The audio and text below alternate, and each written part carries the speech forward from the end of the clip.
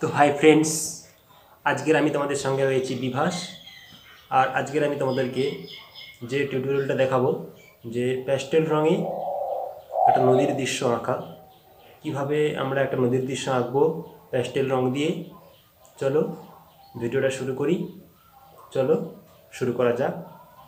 তোমরা ভিডিওটা খুব মন দিয়ে দেখো, যাতে বুঝতে পারো, স্কিপ করে গিয়েও না ভিডিওটাকে।